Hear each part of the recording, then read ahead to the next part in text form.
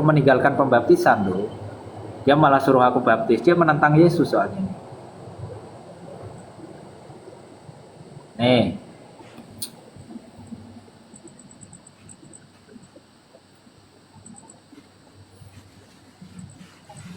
Nih, Ibrani 6 nomor 1 dan 2. Sebab itu, marilah kita tinggalkan asas-asas pertama dari ajaran tentang Kristus dan beralih kepada perkembangannya yang penuh. Janganlah kita meletakkan lagi dasar pertobatan dan perbuatan yang sia-sia dan dasar kepercayaan kepada Tuhan, yaitu ajaran tentang berbagai pembaptisan. Kalau kamu mau tobat, janganlah pakai pembaptisan. Pembaptisan ini adalah perbuatan yang sia-sia. Kok kamu suruh aku baptis? Gimana kau ini? Tunggu Gimana dulu kamu ini? Ini Gimana? dalam Matius, Kak. Tunggu dulu, saya baca dulu. Matius Gimana? itu Coba. Yesus Terus baptis. berarti kamu tolak? Loh, Ya. Yohanes membaptis Yesus. Oke, Gimana? Yesus baptis. Oke, Yesus baptis. Setelah Iya, Yesus terus? dibaptis dan setelah Yesus terangkat ke langit, apa yang dikatakan di dalam Ibrani 6 nomor 1 dan 2, itu janganlah kita meletakkan lagi Bukan dasar pertobatan begitu. yang Anda modifikasi ayat. Saya baca dulu. Coba kamu baca. Aku mendengar itu Baca. bukan begitu kopnya, Baca. trikopnya itu bukan begitu. Perikopnya adalah supaya jangan Itu murtad. tulisan Ayo. kamu itu bang, nggak ada bunyi begitu. Baca jangan bebel. Coba baca yang bebel bang. Kalau bebel itu asli. Itu kan trikop itu kan tulis di HP. Itu kan di YouTube. Parah. Itu YouTube. Parah. Itu Ini YouTube apalagi bang. dia orang. Kami yang bebel. Ini apalagi dia orang. Kami yang bebel itu kan bertulis. Kami yang bebel. malah dikasih Coba. Hot. Coba baca di Bible. terguncang mereka. Masa kok kita Terguncang mereka, teman-teman. Yesusnya dibaptis itu ya ada pembaptis atau gimana? Terguncang mereka udah terguncang karena Yahya nggak pernah pembaptis tahu. gimana bung? Udah, mereka Yahya terguncang teman-teman. pembaptis. Baru tahu soalnya Itu terguncang mereka. kamu bodoh, nggak tahu apa-apa. Ya udah, baca. Masa kok kita kamu yang upat? Baca. Coba ada di coba, Al-Quran di situ ada.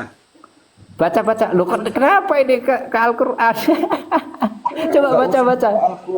Al-Quran itu nggak ada kebenaran di dalam Al-Quran. Tidak usah bawa Al-Quran, kita bahas Bible saja. Baca coba. Baca data itu, baca data. Bisa baca gak? Coba, bisa Hots, baca baca data bos. Nah ini baca coba. Oh Baca. sudah, itu saya ambil Bible yang asli itu. Oh ya Itu udah. YouTube Kamu bisa jaga. Oke, linknya. ya udah. Oke, saya besarkan kamu, saya undang kameramu, silahkan bacakan Bible yang kamu punya. Silahkan baca sendiri Coba Biblemu. saya mau dengar hostnya baca aja, host. Loh, kamu sudah kita bacakan, kamu nggak percaya. Sudah kita bacakan, kamu nggak percaya. Sekarang bacakan Biblemu sendiri. Kamu punya Bible nggak? Jangan-jangan kamu nggak punya Bible. Saya ini lagi di jalan, cuma saya dengar itu. Gimana kau ini? Kau membantah, tapi kamu tidak punya Bang, Bible tidak sendiri. Bukan. Saya cuma Parah. dengarnya itu kan nggak masuk. Masa Yesus nggak dibaptis? Ya karena inilah kau terguncang karena baru tahu data Pas saya itu. dengar kamu gila kamu.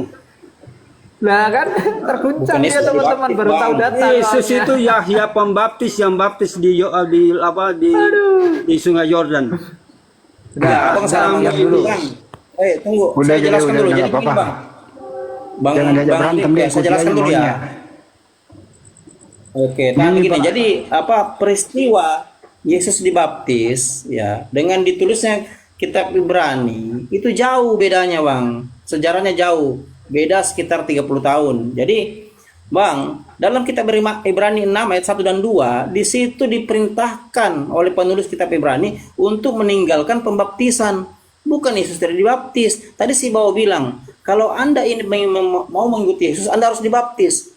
Semua yang dilakukan Yesus harus Anda ikuti. Sementara Anda, Saya baca tahan dulu dulu, begini Bau. bunyinya. Tahan dulu, Bau. Saya baca dulu. Sementara Anda sendiri, tahan dulu. Sementara Anda sendiri, Anda menyuruh kita melakukan apa yang dilakukan Yesus. Sementara Yesus sunat, Yesus puasa, Anda tidak lakukan. Yesus tidak makan babi, Anda makan babi.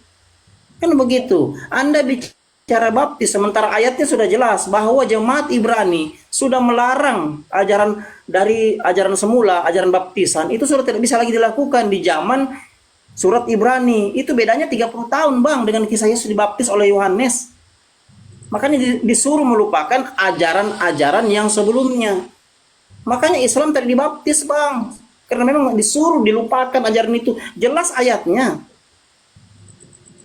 Kalau Baca. gini saya mau nanya Tanda kepada berulang. Abang Kristen. mau tolak lagi Masih Abang. ngomong ya.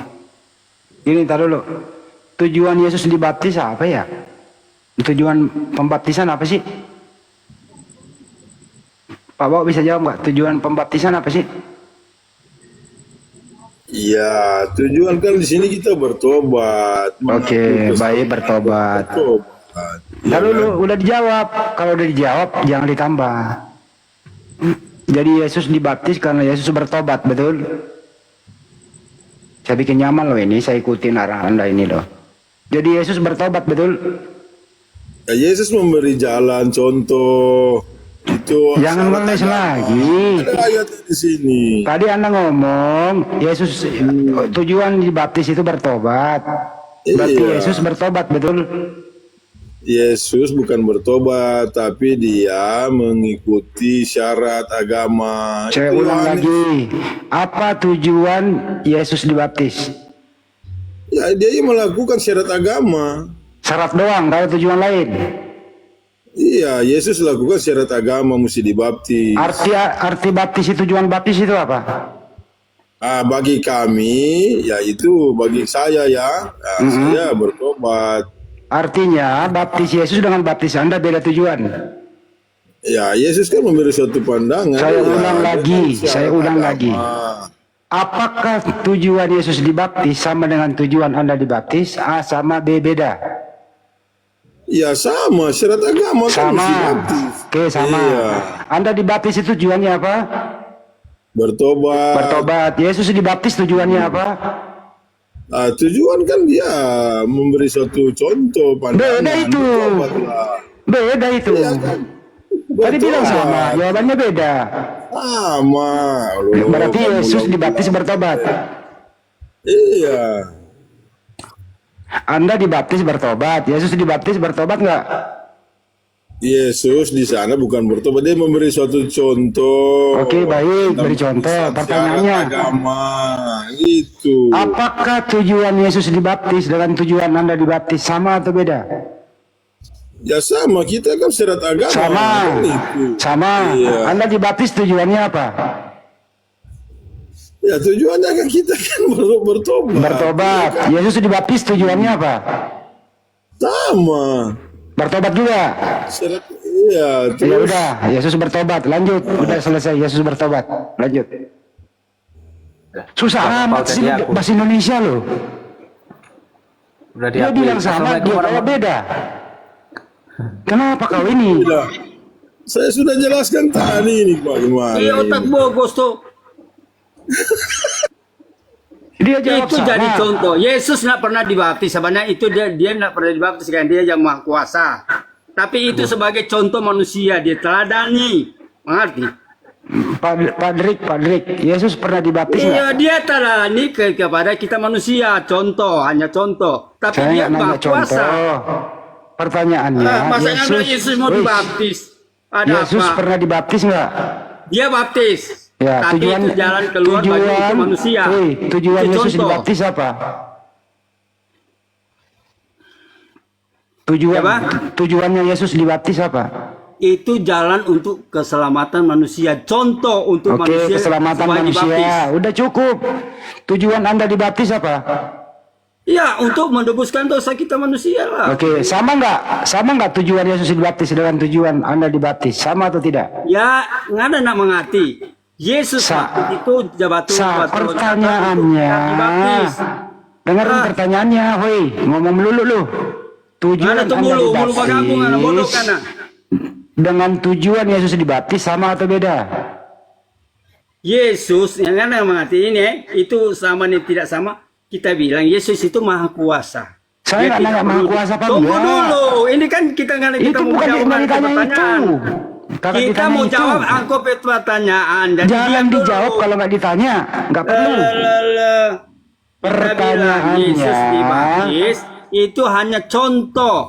Iya, saya udah tahu contoh. Pertanyaannya, apakah Anda dibaptis dengan Yesus dibaptis tujuannya sama atau beda? A sama, B beda. Jawab. Susah amat bahasa Jawab Indonesia. jongana. Basuara jongana. Siapa ngana dang? Coba kusedu ngana, ngomong panjang-panjang ngana ti arti ngana, pemain ngana. Bicara dong ngana. Jangan memakai. Tidak bagus memakai. Bagus edu Jo, bagus edu. Bagus. Jadi yang bro, cerita ini cuma putar-putar, dan ada tujuan. dia anda ngana tidak jawab. Kita kan punya bilang, pertanyaan. katanya Yesus baptisan sama. Dia hanya Jawab, Jo. contohin kepada Jawab, manusia Johanna. kita baptis. Jadi kita ikut teladannya dia. Pada dengar kita, siapa ngana? Pada dengar kita. Pada dengar kita. Apakah tujuan Anda dibaptis dengan tujuan Yesus dibaptis Kita sama kan atau jawab beda? untuk bertobat. Saya nggak nanya itu Pertobatan. sama atau beda. Hah? Sama Yesus nggak baptis. tujuannya? Ya Sama. kita ikut teladan dia baptis, kita baptis. Karena itu Tujuannya apa teladannya dibaptis? dia. Tujuan dibaptis apa? Untuk susah. Pertobatan. Pertobatan. Jadi Yesus bertobat.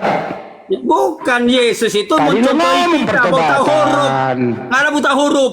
Itu cantik dia bikin pak kita pak ngana anak kan harus dengar papanya. Abadian jongana. Abadian jangan anjing Abadian ngana. jongana. Lamu ngana. Makanya Bodoh Kamu. Lamu bodoh kana.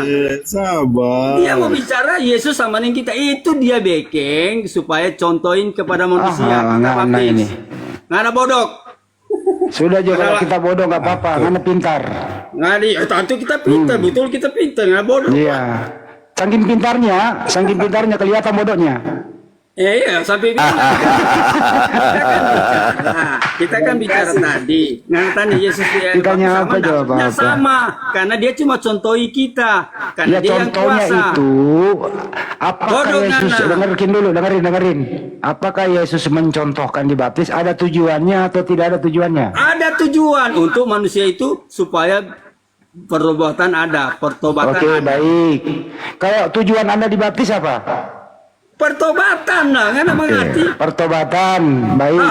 Apakah Balik-balik nggak dengerin? no. Apakah tujuan Yesus dibaptis dengan tujuan Anda dibaptis sama atau beda? Yesus, nah, dengar sekarang kita jawab dengar Yesus baptis itu sebagai Kau jawab aja di atas pohon. Kesel gua sama lu.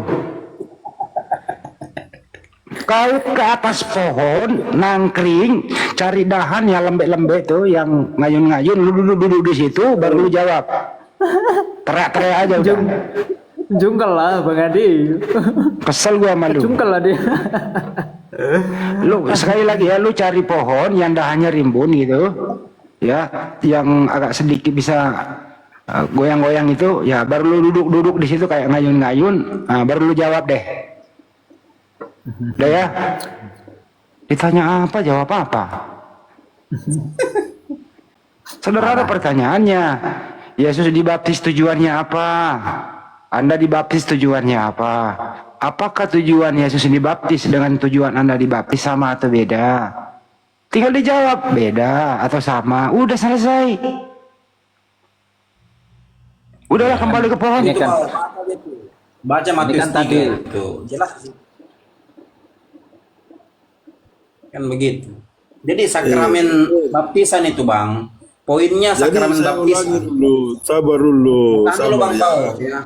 Nah, sebentar baru kau sangga. Jadi begini Bang Bau ya, sakramen baptisan dalam budaya Kristen itu menyucikan diri atau pertobatan, kan begitu ya.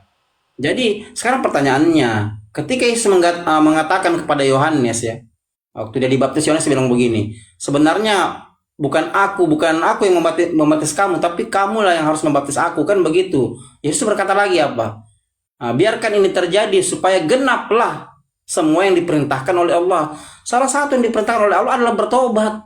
Berarti Yesus memang bertobat. Karena memang sakramen baptisan itu bertobat. Anda baca Matius 3 ayat 15. Kan begitu. Poinnya di situ, Bang. Jangan putar-putar gitu loh. Dia jawab, Yesus itu dibaptis tidak bertobat, tapi tujuan Yesus dibaptis dan tujuan dia dibaptis sama. Kan aneh. Mestinya dijawab beda. Sama-sama menyucikan diri. Iya, mestinya Bang. Sama-sama Berbeda. dibaptis, oke. Tapi tujuan dibaptis itu, Yesus itu kalau dibaptis, menurut dia tidak bertobat. Tapi kalau si Bao dibaptis itu pertobatan. Berarti tujuannya dibaptis beda, Bang. Jangan bilang sama. Ini mungkin masalah apa? Masalah frasa saja. Jadi begini Bang, menyucikan diri itu sama dengan bertobat. Jadi Yesus dibaptis karena dia mau menggenapi penyucian yang apa yang disampaikan di kitab Mazmur kan begitu ya. Makanya dia katakan baca Matius 3:15. Kan begitu. Nah, begitu juga dengan Anda Kristen. Anda dibaptis karena menyucikan diri, menggenapi apa? Karena memang gitu benar. Semua para nabi itu kalau mau ibadah pasti mensucikan diri dulu. Iya. Itu intinya. Makanya Islam berwudu, Bang. Yesus dibaptis itu awal dari mulai pengajaran. Usia 30 begitu pada saat Ada juga yang jawab begitu mulai pengajaran dan sudah masuk sebagai praktisi Yudaism. Begitu. betul. Jadi awal pengajaran dia harus dibaptis dulu, dibersihkan dulu, bertobatan dulu dia oleh Yohanes. Poinnya begini. Baptis itu menyucikan diri. Sama Islam kalau masuk masjid, dia sucikan dirinya dulu dengan berwudu. Sama, nggak ada bedanya. Hanya mereka menyalahartikan itu. Beda. Itu Islam. Beda. Kamu jangan menjadi... Oke, udah selesai baptis. Sama. Selesai baptis Pak Bao, kita maju sedikit. Waktu Yohanes itu membaptis Yesus, gitu ya. Yang dibaptis Yohanes itu manusia atau Tuhan? Iya, anak manusia. Berarti waktu Yesus dibaptis belum jadi Tuhan. Ya, itu banyak mujizat, tanda-tanda heran. Saya nggak nanya mujizatnya. Waktu Yesus dibaptis, Ya, apakah berarti Yesus kan Tuhan? Anak manusia. Saya sudah Berarti anak waktu manusia. Yesus dibaptis belum jadi Tuhan dia. Anda yang katakan, tapi saya bilang kan Anda dia yang anak ngomong manusia. barusan dibaptis manusia. Iya, saya sudah anak Kalau manusia, begitu saya anak permudah bangsa. bahasanya. Apakah Yesus sudah menjadi Tuhan waktu dibaptis? Sudah menjadi, B belum? Sudah. Berarti Yohanes membaptis Tuhan. Memaksakan saya. Inilah kenapa si Jospen gak mau debat dengan Bang Handi.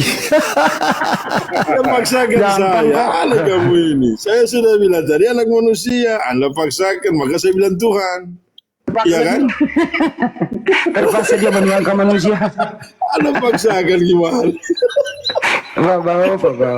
Lucu Pak Bao. Kasih ya, brother. Yohanes. Pak Bao, tahu nggak waktu Yesus dibaptis Pak? Ada suara dari langit, dari atas, inilah anakku yang kukasihi. Itu suara siapa Pak? Ada.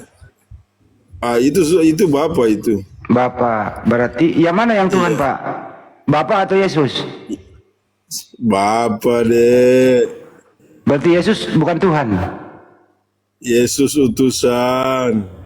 Udah mulai ngaco dia. Udah mulai ngaco. Loh, pasti itu ada dasarkan kan itu. Udah mulai ngaco Pasti dia saya tidak sudah menuhankan bilang. Yesus. Loh. Yesus Tuhanku. Berarti Gimana ada dua kamu? Tuhan. Satu dibaptis, satu bersuara. Loh, jangan Siapa nangis. yang bersuara? Bapak. Tambah lagi Roh Kudus seperti merpati di awan. Baca lagi tuh Pak, pekerjaan rumah ini Pak Bao. Nanti Anda pelajari itu Matius 3:16 sampai 17 Pak. Iya ya Kang. Pak Bao, saya mau nanya Pak Bao. Waktu kecil Anda pernah mengalami musibah nggak? Ya pernah. Kira-kira fatal nggak Pak? Misalnya pernah kepalanya gir sepeda atau jatuh dari pohon mungkin atau dari ayunan? Pernah nggak Pak? Ya mungkin saya dulu orang tua ya. Misalnya traumatik gitu loh, Ya traumatik saya kurang kepala tahu. gitu, fraktur Kalau pernah tertutup. katanya. Pernah kena fraktur nggak kepalanya Pak? Tidak, saya normal ini. Sepertinya gejala-gejalanya Bapak pernah mengalami apa? Bentur kepala yang amat dahsyat gitu loh, belum sembuh total. Jangan menuduh. Jangan menuduh. Enggak, saya lagi nanya, nggak Wah, nuduh. Ini prediksi saya nanya nggak nuduh. Kan ada sepertinya, seperti Ada rada-rada itu loh, rada-rada. Menuduh kali itu seperti Laksana menuduh. Tidak, ketawa dia ngobrol. Aduh ya Allah. Ada kamu. Iya, mana yang mau sadar tadi? Oh, Bagaimana, brother? Tapi Pak Bau orangnya baik Bagaimana, sih. Roni? Pak Bau orangnya Dulu kita sapa. sopan. Kita apresiasi dia Pak Bau. Makasih ya Pak Bau, sering-sering main di mari ya Pak ya. Iya, brother. Tapi jangan lupa Pak, pakai sendal. Oke, kita sapa tamu dulu Bang Andi ya. Mangga. Ustadz Alif, Assalamualaikum warahmatullahi wabarakatuh. Ustadz Alif kalau nyimak. Waalaikumsalam warahmatullahi wabarakatuh. Nah, Ustaz Ali baru datang kerja. Lanjutkan. Oke, bentar. Bang Roni, selamat malam Bang Roni. selamat malam Om. Ya, Muslim Kristen Bang Roni. Kristen Protestan. Kristen Protestan. Silahkan. Kerja Ustadz Alif, kerja Ustadz Alif. Silakan Ustadz Alif. Oke Bang, di sini ada temanya, benarkah Yesus dua natur? Kalau Anda paham tentang dua natur, silahkan jelaskan. Kalau nggak paham, Di-skip. apa yang kamu pahami aja. Temanya di skip nggak apa-apa. Silakan Bang Roni. Waduh, putus lagi deh. Dua natur ini maksudnya 100% manusia, 100% ilahi begitu ya. Ya, seperti apa maksudnya dua natur yang dimaksud Pak Loh, Gofur? Bang. Ya, justru kita menanyakan benarkah Yesus dua natur? Anda diminta untuk menjawab atau menjelaskan. Kalau Anda belum paham tentang dua natur Yesus atau tidak bisa menjawab pertanyaan, skip. Silahkan berdiskusi sesuai dengan apa yang Anda kuasai aja. Kalau saya terserah, cuman maksudnya disepakati dulu dua natur yang dimaksud ini sebagaimana. Kok malah jadi harus sepakat dulu, gimana Bang Hadi? Iya. Silakan Ustadz Alif, mungkin ada tema yang lain dari Ustadz Alif. Ya kita kasih ringan ke dia. Jadi menurutmu Yesus itu satu natur atau dua natur? Yesus itu Natur A atau natur B? juru selamat. Ya udah gitu. Satu natur kan, manusia juru selamat. Ya, tetapi mungkin dia ilahinya bisa dibuka di Yesaya 45 nomor 15. Siapa juru selamat itu? Yaitu Allah. Nah, kemudian bisa kita buka di Lukas 2 nomor 11. Siapa juru selamat itu? Yesus. Nah, Lahir. Yesus bagaimana caranya dia menyelamatkan manusia? Dengan menebus dosa, itu di Yohanes 1 Caranya gimana? 9. Caranya ya harus disalibkan, Pak. Oh, caranya dengan tidak selamat. Bukan. Nah, berbicara Tuhan ini kita harus berbicara sakral. Enggak, Pak. Yesus kan tadi menyelamatkan manusia. Ternyata caranya Yesus menyelamatkan manusia dengan cara tidak selamat. Bukan tidak Tuh, selamat. ini si Edis ngapain gonggong terus sih? Ya, penghapusan dosa itu harus dipahami apa yang dimaksud dengan penghapusan dosa. Oke. Makanya kalau di dalam Kristen kita akan paham. Oke. Cara menghapus dosa yang diajarkan oleh Yesus itu apa? Cara menghapus dosa ya dengan cara disalibkan. Itu menurut Kristen. Gini, Yesus tuh pernah mengajarkan, kan dia aku datang bukan untuk orang benar, melainkan orang berdosa agar ia bertobat. Nah itu. Ketika Yesus mengajarkan orang itu bertobat, tentu bertobat dari dosa. pertanyaan yang sangat sederhana. Ketika orang bertobat menurut ajaran Yesus, dosanya diampuni nggak oleh Tuhan? Kalau sudah bertobat ya Kok malah si Edi selang jawab sih? Gimana? kalau sudah bertobat ya pastinya diampuni, Pak. Ya sudah, itulah cara Yesus menyelamatkan, bukan disalib. Nah, disitulah bedanya, Pak. Iya, bedanya Kristen dengan ajaran Yesus. Bukan, di dalam Kristen ada 3 kematian, Pak. Ya dalam Kristen, saya bilang tadi, kalau menurut ajaran Yesus, ketika Yesus mengajarkan bertobat, maka dosanya diampuni oleh Tuhan, ajaran Yesus. Kalau menurut Anda sebagai Kristen, ajaran Kristen, Yesus itu harus mati di atas kayu salib untuk menebus dosa. Ya, kita harus dipahami dulu di dalam Ya saya udah paham, ini malah saya yang jelasin. Ini malah saya yang jelasin. Pertama adalah kematian rohani. Kematian Yang kedua, rohani. kematian fisik. Yang ketiga, kematian kedua kali, yaitu kematian kekal. Nah, itu harus dipahami dulu. Kalau mau mendalam, harus di Kristen, gitu, Pak. Oh coba mati rohani itu gimana? Nah, itu harus kita beriman dulu di Kristen, baru Bapak akan paham. Ya kasih paham dulu biar beriman. Lu ini jualan, pokoknya lu beli dulu. Masalah tahu barang bagus enggaknya belakangan. Pokoknya beli dulu ini barang. Aduh, nggak bisa kayak gitu, nggak laku zaman sekarang. Itulah kenapa. Ya artinya memang Anda mengandalkan modal doktrin kan gitu. Sementara ajaran Yesus tuh nggak kayak gitu. Janganlah kasih gambaran. Kalau kau tawarkan dulu, suruh beli, masalah barang bagus enggaknya urusan belakangan, ya itu bahaya. Enggak boleh kayak gitu. Ya, bukan gitu caranya kan. Ngobrol saja. Saya kasih gambaran kematian rohani itu ada di Kejadian 2 nomor 17. Itulah kematian rohani. Nah, kalau yang kedua lagi ya kematian secara rohani. Jadi sebelum ada Yesus orang-orang sudah mati secara rohani. Iyalah Pak, makanya kita diusir dari surga. Lah itu para nabi ngajarin itu rohaninya mati. Aduh. Ya itu secara rohani. Nah yang dua lagi ya tunggu di dalam baru kita bisa jelaskan. Enggak gini. Bang, kalau kita lomba ngarang, saya yakin abang akan juara lah, saya akui ya. Tapi kalau kita lomba dalil, contoh misal begini kita buka di dalam kitab Anda kan dijelaskan.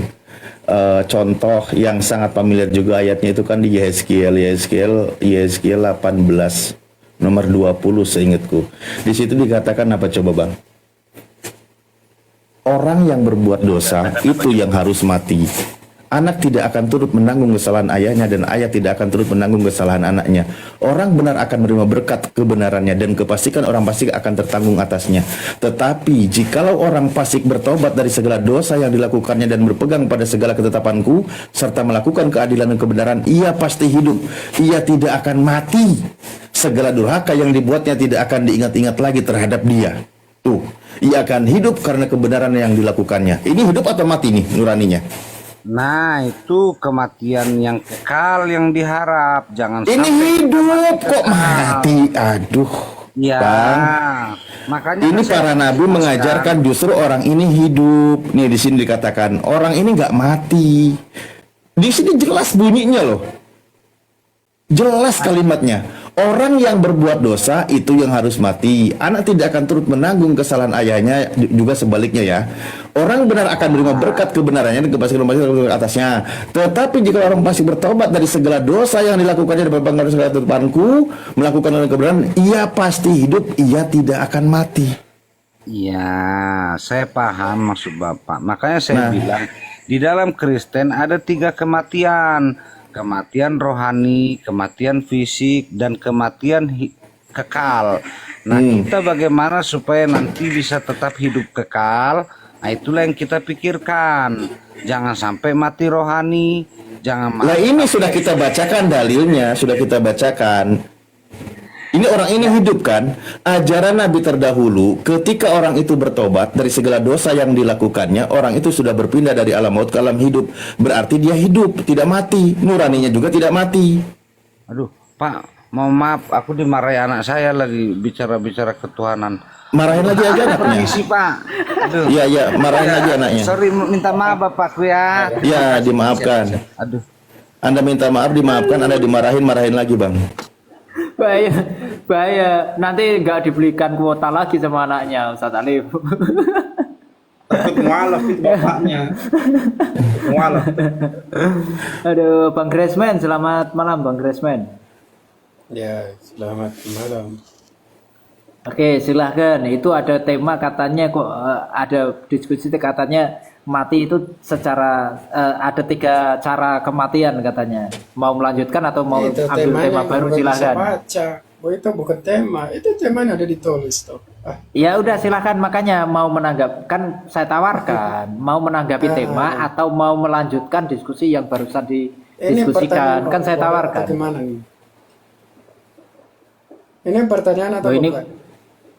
pertanyaan, ada tanda tanyanya. Gimana sih? Oh, berarti pertanyaan orang kurang mampu ya, makanya ada ditanya gitu ya. Ya, kan orang bodoh bisa bertanya kepada orang pintar. Ya, jadi sekarang Anda pintar ya. Anda pintar. Jadi Yesus itu punya 2 natur, benar? Ada. Ternyata bodoh. Di dalam Kristen itu memang diajarkan dua natur terus. Jadi natur Yesus apa aja, Bo? Apa yang kamu ketahui natur? Apa yang kau? Ya katanya dia punya 2 natur. Tidak, saya tanya kau apa itu natur? Natur, natural, murni. Apa ya natur? Iya, Natur. apa artinya apa? Kau ini. Ya udah kau jelaskan deh. Ada, saya nggak. Kau tanya kenapa kau nggak bisa jawab? Namamu Ustaz nggak bisa jawab. Ya saya nggak bisa jawab. Anda jelaskan. Saya nggak bisa jawab. Kau bisa bikin pertanyaan, tapi tidak tahu pertanyaan. Graceman, gini aja, benarkah Yesus 2 natur? Kamu bisa Iya, makanya jawab saya atau tahu, tidak bisa? apa arti natural menurut kalian? Apa sih? Lo Kau apa bisa sih? jawab Kau atau bikin enggak? pertanyaan donatur, lalu tidak tahu arti natur. Kau bikin Nah, pertanyaan di bawah.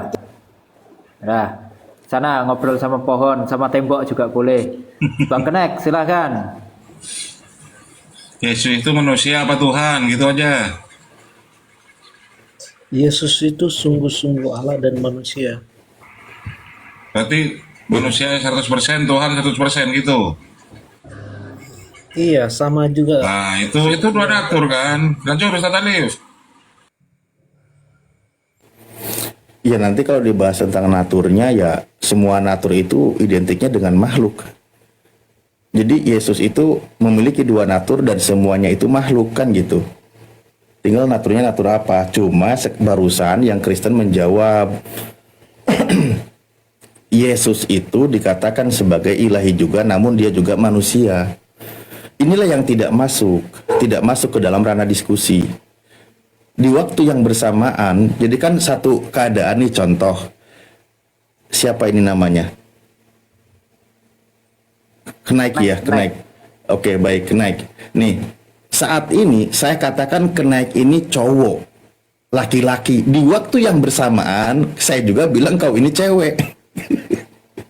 Ini gimana Bang? Coba Bang. Oke, baik, saya jelaskan ya. Bisa nggak cowok dan cewek bersampur dalam waktu bersamaan, dalam keadaan yang sama? Maksudnya bercampur dalam segi apa? Berhubungan kah? Ataupun mau digabungkan 2 tubuh itu? Atau gimana maksudnya? Bukan, tadi kan Anda katakan Yesus itu manusia, tapi sekaligus juga ilahi, kan gitu? Iya. Sementara manusia dengan ilahi itu 2 keadaan yang berbeda.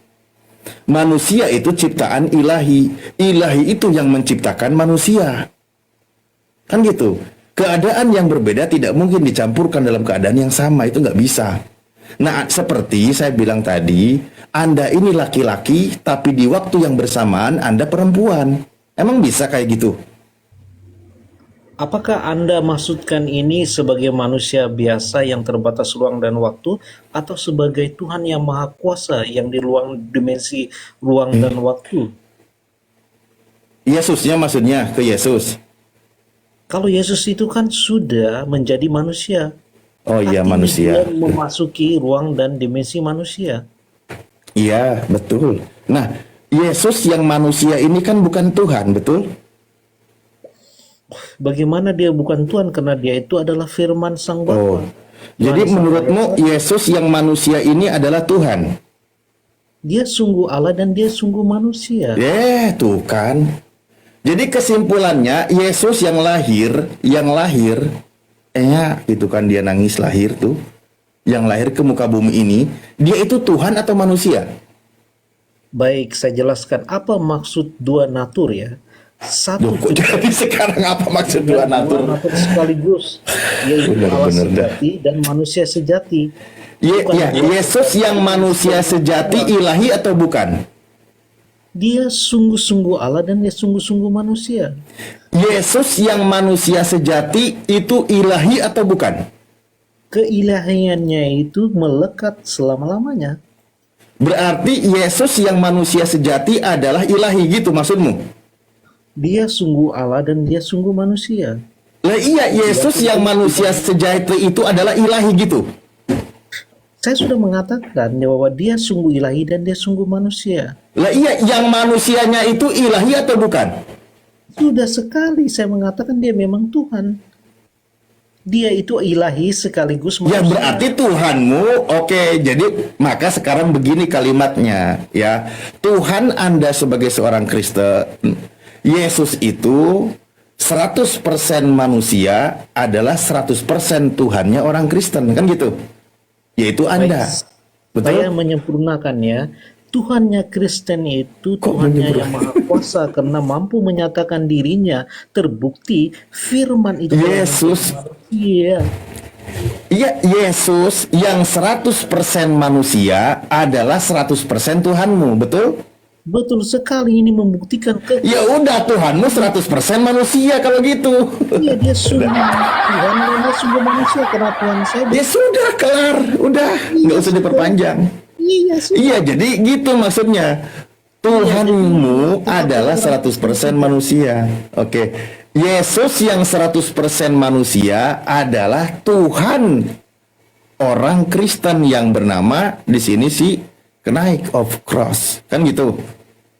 Iya, Tuhan Udah yang kelar, orang Kristen udah kelar. itu Tuhan yang Maha Kuasa sehingga dalam Yang manusia. dia mampu menyatakannya dirinya dengan firman-Nya. Sekarang Hebat, kan? firmannya lagi. Tuhan yang Manusia. Hebat sekali Tuhan yang Kristen mampu menyatakan Oke, dirinya. baik. Ketika dia ketakutan, di mana kemahakuasaannya? Kan sudah mengambil rupa manusia, gimana sih? Tuh kan, sekarang mau jadiin manusia. Tadi katanya 100% Tuhan. Ketika dia ketakutan di Lukas, ya kan? Nah, di mana ketuhanannya? Karena di kitab Kejadian 2 ayat 1 Kok jadi kitab Kejadian? sudah selesai. Yesus di situ sangat ketakutan. Aduh, jadi otennya. Dia kemanusiaan pasti memiliki kelapar, ya, sedih. Ya, saya tanya, Yesus ketika dia ketakutan, dia Tuhan atau manusia? Dia sungguh Tuhan dan manusia. Jadi Tuhanmu ketakutan? Karena dia sudah mengambil natur kemanusiaan, kan? Iya, jadi Tuhanmu ketakutan. Apakah ketakutan itu dosa? Bukan dosa, siapa yang bilang dosa? Ya sudah, berarti kan. Iya, saya tanya, yang ketakutan itu Tuhanmu? Ya, itu kan kemanusiaannya, kemanusiaan. Tuhanmu bukan. Iya, Tuhan saya. Ya, berarti kamu punya Tuhan yang ketakutan, kan gitu? Masalahnya di mana? Dia firman itu sudah menjadi manusia, kan? Ya, Tuhanmu kan? Ini menunjukkan konsisten dalam Alkitab. Oke, baik. Satu, Tuhannya orang Kristen ketakutan. Kedua, masih di Lukas juga ada perikopnya Yesus mati. Cakep. Saya tanya, yang mati ini Tuhanmu atau bukan? Yang mati itu adalah kemanusiaan Tuhan Yesus saya. Berarti bukan Tuhanmu. Bagaimana dia yang tidak Tuhan? Karena dia Ya sudah berarti Tuhanmu kan? aku adalah kebangkitan. Bagaimana dia bisa Bukan kematian, bukan kebangkitan. kalau dia tidak mati? Loh, tadi Tuhanmu sudah ketakutan, selesai. Nah, sekarang kematian, Tuhanmu mati. Yesus kan mati. Sekarang Iya, kamu bangga nggak punya Tuhan itu mati? dia sungguh manusia kan? Tuhan bukan? Bagaimana dia mau mengalahkan maut itu kalau dia tidak wafat? Ya saya tanya, yang mati ini Tuhanmu atau bukan? Sungguh Tuhan saya yang menjadi manusia. Ya iya, berarti Tuhanmu kan? Iya, Tuhan saya yang menjadi manusia, Allah yang Iya, berarti Tuhanmu mati kan? Tuhan saya yang Allah yang menjadi manusia itu sebagai kemanusiaan yang wafat, apa Ya masalah? teosmu. Iya, Tuhanmu yang jadi manusia mati. Iya, memang betul. Karena Ya udah, tadi Tuhanmu ketakutan, kedua Tuhanmu mati, kan gitu. tentu saja itu logis sekali karena firman itu telah Ya mana ada yang logis di muka bumi ini, Tuhan kok mati? orang Kristen Loh, ini itu akalnya di mana? Tuhan, orang Kristen itu Tuhan yang berkuasa. Gimana mau berkuasa, dia ketakutan, dia mati. Makanya dia bangkit, dia di surga sekarang. Ketika Tuhanmu ketakutan, yang ngasih kekuatan aja malaikat. Kan fungsi malaikat apa? Melayani kan? Memberi kekuatan, bukan melayani. Lo pikir penghibur apa? Kekuatan itu kan melayani juga. Gimana? Lah iya. Masalahnya di mana? Bukan masalahnya di mana, masalahnya diisi kepalamu. Yesus Tuhanmu ketakutan, diberi kekuatan oleh malaikat. Ya, kamu tidak menerima. Bukan. Coba pelan-pelan. Malaikat memberi kekuatan. Nah, saya tanya, yang diberi kekuatan ini Tuhanmu atau bukan? Kemanusiaan Tuhan Yesus wajar aja kan? Karena Tuhanmu atau bukan? Tuhanmu bukan? Tuhan saya wajar aja karena malaikat melayani Tuhan kan? Ya berarti kamu merasa wajar punya Tuhan ketakutan diberi kekuatan oleh malaikat. Iya, karena fungsi Tuhan kan melayani. Ya berarti di situ masih lebih hebat malaikat daripada Tuhanmu. Tidak dong, Tuhan kan Lah, melayani. buktinya dia diberi kekuatan. Iya, malaikat kan melayani Tuhan. Apa masalah? Iya, memberi kekuatan, memberi kekuatan. Coba. Lah iya. Di antara Tuhanmu dengan malaikat, itu hebatan malaikat. Malaikat tidak punya rasa takut, Tuhanmu punya rasa takut. Ketika Tuhanmu ketakutan, diberi kekuatan oleh malaikat. Bagaimana kamu mengatakan Tuhan saya tidak hebat sedangkan malaikat saya melayani Tuhan? Memberi kekuatan. Iya, karena Yesus. Astagfirullahaladzim. Melayani mulu dari tadi bilang. Iya, karena firman itu kan menjadi manusia. Jadi dia Nah, iya kan tuh tadi kau bilang ini Tuhanmu. Iya, buktinya malaikat melayani Tuhan Yesus. Gimana sih? Memberi kekuatan. Iya, itu tetap aja melayani Tuhan kan? Gimana sih? Iya, Tuhanmu dilayani karena dia ketakutan. Iya, karena Tuhan Yang ada justru Tuhan itu yang memberi kekuatan, bukan Tuhan diberi kekuatan. Tuhan itu yang memberikan rasa takut, bukan Tuhan itu yang ketakutan. Tapi di situ kan malaikat melayani Tuhan. Memberi kekuatan. Tetap dia melayani kan? Ia melayani dengan memberi. Tidak menutup. Izin saya mau bilang ke Naid. Loh, Yesus ketika di Taman Getsemani, dia kan berdoa kan gitu, lalu dia ketakutan. Ketika dia ketakutan, lalu malaikat turun memberikan kekuatan. Kan gitu. Jadi Tuhanmu lagi ketakutan, diberi kekuatan oleh malaikat. Iya, dia melayani kan? Malaikat itu Iya, melayani, memberi kekuatan. Karena yang punya kekuatan itu malaikat daripada Tuhanmu, betul? Karena firman itu sudah menjadi manusia kan? Lah iya, Tuhanmu lemah jadinya di situ kan? Tidak lah. Lah buktinya dia ketakutan diberi kekuatan. Walaupun sebagai kemanusiaannya dia ketakutan, tapi malaikat melayani dia. Hebat sekali Tuhan Yesus. Nah, Tuhan yang punya kekuatan di situ siapa? Kenapa? Yang punya kekuatan di situ siapa? Kan Bapak mengutus malaikatnya untuk memberi kekuatan kepada Yesus. Gimana? Dan Yang memberi kekuatan di situ siapa? malaikat tulisannya. Masalahnya di mana? Oke, berarti yang sedang ketakutan siapa? Firman yang menjadi manusia itu Yesus Kristus. Berarti Tuhanmu ketakutan diberi kekuatan oleh malaikat, betul? Betul sekali dalam kemanusiaan. Betul. Lah iya, Tuhanmu ketakutan. Iya, terus salahnya di mana? Bukan dosa kan? Ya, pakai otak. Tuhanmu ketakutan. Yang kuat malaikat. Kok salahnya? Salahnya tuh isi kepalamu itu loh. Karena malaikat tidak melayani Tuhan gitu loh. Bentar dulu Bang Christian. Bang Christian bentar dulu. Biar Bang naik dulu. Nanti ada jatahnya sendiri Bang Christian ya. Sabar Pak dulu Ali, Bang Christian. pakailah akal sehatmu. Justru saya pakai akal sehat. Hanya melayani Tuhan. Memberi kekuatan. Iya, melayani Udah kan. naik, udah Sama naik. juga memberi kekuatan. Nah, Tuhanmu lemah di situ. Kamu malaikat itu adalah Tuhanmu yang lemah. tidak dong. Lah buktinya dia ketakutan. Malaikat takut nggak? Buktinya penguasa surga dan bumi itu Tuhan Yesus. Buktinya dia ketakutan. Kenapa malaikat yang lebih kuat daripada Yesus? Buktinya oknum yang sama itu penguasa Aduh, surga ya Allah. sekarang. Matius 28 ayat 17. Salahnya di mana? Di kepalamu, kawan. Di kepalamu itu loh, benerin. Kan salah kamu. Manusia sedang ketakutan, diberi kekuatan oleh malaikat. Kau bilang Tuhanmu yang hebat. Iya, Ini karena bermasalah. kan melayani Tuhan. Gimana sih? Ya, tapi Tuhanmu ketakutan.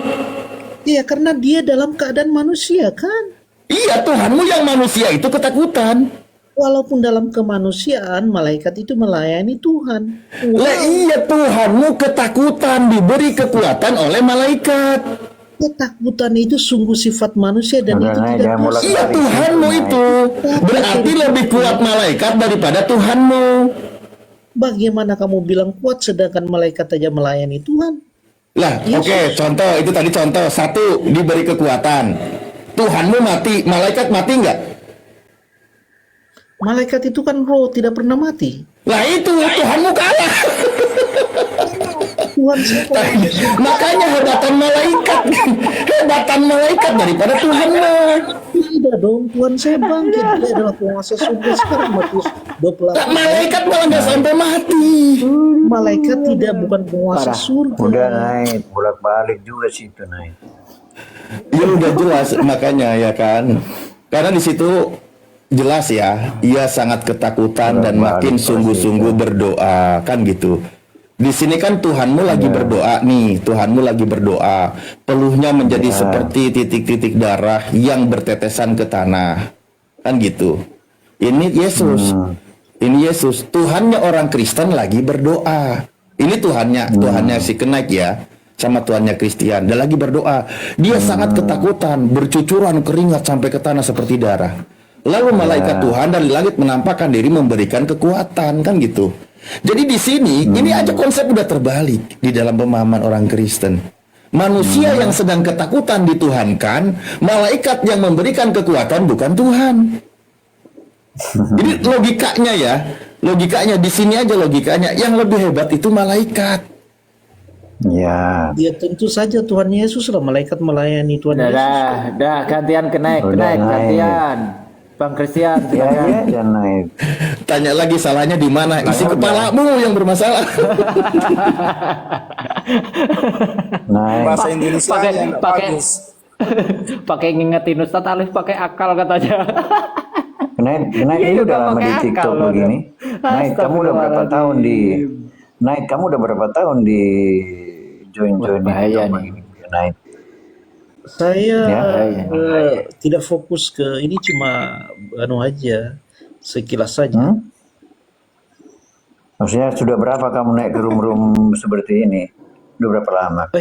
Sorry ya, ada pacar saya. Sorry. Oh. Tadi anak sekarang pacar. Besok mertua ini. Aduh. Silakan Bang Christian. Lanjut dulu aku ambil minum. Iya, bahasa Indonesia dulu. kadang karena apa tuh, saya juga heran loh. Jadi kalau saja sekelas bilang Tuhan 3 dalam 1 itu membingungkan, apalagi udah ilmu-ilmu kayak tadi ya pasti lebih membingungkan orang yang nggak mengerti. Itu pasti.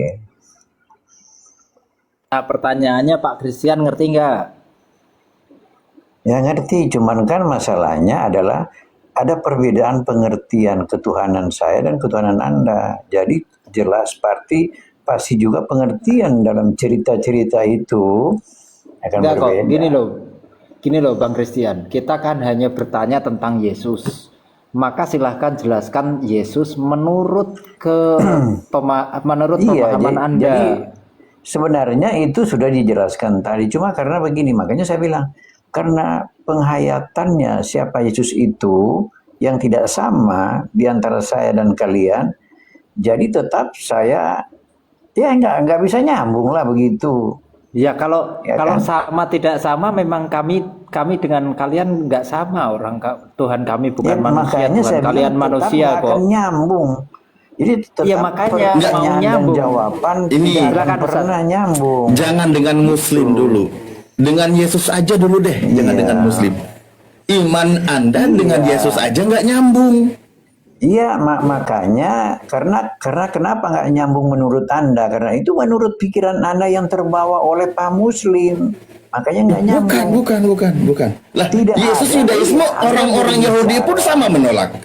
Iya, Anda berbicara karena kapasitas Anda sebagai Muslim, bukan sebagai orang netral. Gitu, Bang. Oke, Yesus mengajarkan dia seorang anak manusia, seorang utusan Tuhan, dia seorang nabi, dia Dia hamba ngerti Tuhan. itu. Ngerti dong? Iya, dia imam, Ngerti dia banget. raja, dia nabi. Anda ngerti Di mana semua, dia imam, raja? dan nabi. Di mana dia raja? Di mana? Makanya kenapa? Makanya kalau begitu Anda nggak baca Loh, Alkitab. bukan. Ketika ditanya, jawab. Di mana dia raja? Coba. Oke, kalau istilahnya King of Kings itu siapa lagi? Kepada siapa? Bukan mengklaim pembuktian di mana dia raja ketika dia hidup. Loh kok pembuktian? Makanya kan saya bilang pengertian Anda, penghayatan Anda terhadap Yesus Raja dan di pikiran Anda Yesus Raja itu beda. Loh. Itu Oke, makanya misal makanya contoh saya begini, bilang, saya begini ya, saya buka nggak akan ya pernah contoh. nyambung. Saya buka data misal begini. Ini bagaimana Anda menjadikan Yesus itu sebagai seorang raja. Ya kan? Iya. Ntar saya siapkan dulu. Ini saya baca dalilnya ya. Saya lihat dulu di sini sebentar. Ya sambil saya siapkan datanya. Silakan Anda jelaskan pembuktian Yesus seorang raja ketika dia mengajar. Oke. Atau Anda tidak ada, langsung saya aja. Oke, langsung saya aja ya. Suaraku ada ini? Aman Ustaz, aman. Oh, aman. Baik, nih ini sebentar. Oke. Di sini dijelaskan. Filipi 2 nomor 7. Ini menurut Paulus ya, menurut Paulus. Nih. Di sini kan dikatakan sebagai manusia mengambil rupa seorang hamba dan seterusnya. Di sini dijelaskan nih. Nih ya, nih. Di sini menunjukkan datang nih. Dan hidup di antara mereka sebagai seorang yang melayani dalam keadaan hina dan rendah. Orang akan menyangka bahwa Yesus itu menjadi manusia, tentulah ia akan menjadi seperti seorang pangeran. Orang nyangkanya kan gitu, tampil dalam kemegahan dan seterusnya. Padahal di sini dijelaskan Yesus ini nih, ia mengambil rupa seorang hamba. Yesus dibesarkan secara sederhana. Mungkin menurut turut mengerjakan, kenapa gambarku patah-patah ya? Mengerjakan pekerjaan orang yang dianggap sebagai ayahnya, kan ayahnya Yusuf. Apa itu? Menjadi tukang kayu. Seluruh hidupnya adalah hidup yang sangat rendah, hina, miskin, dan nista. Nih, ia tidak memiliki tempat untuk meletakkan kepalanya. Hidupnya dari sedekah. Innalillahi wa inna ilaihi raji'un.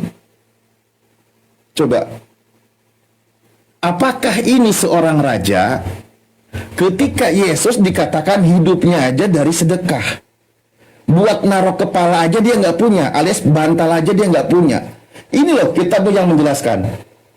Nih, hidupnya yang sangat rendah, hina, miskin, dan nista. Ia tidak memiliki tempat untuk meletakkan kepalanya, hidupnya dari sedekah.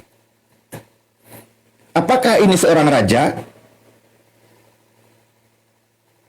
Filipi berapa Ustadz? Filipi berapa? Filipi 2 nomor 7. Siap.